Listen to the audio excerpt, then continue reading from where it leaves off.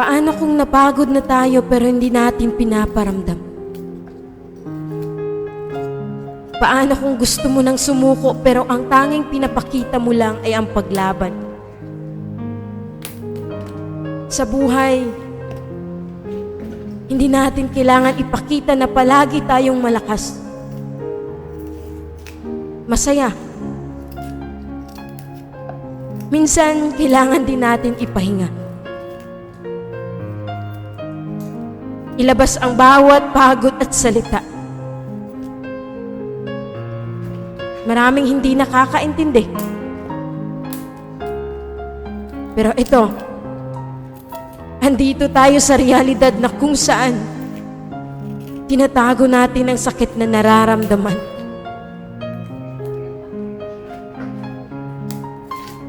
Kailan ba dapat tayo magpahinga? At kailan sabihin na ayaw ko na? Kasi maraming pagkakataon na ang sarap bumalik sa umpisa. Na walang iba. Ang sarap mabuhay. Pero ang hirap mapagod. Sa mundong ito, hindi natin kailangan ipakita na masaya pa tayo.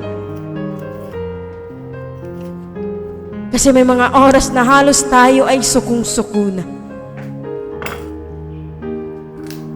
May mga panahong ayaw mo na,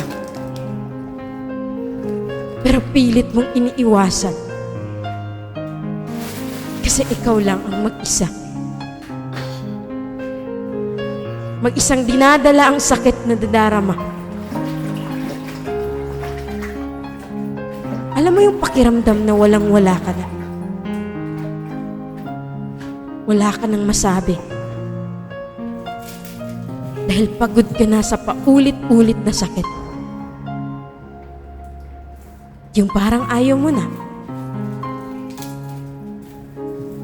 Napapagod tayo hindi dahil mahina. Napapagod kasi nangangarap at patuloy na lumalaban sa buhay.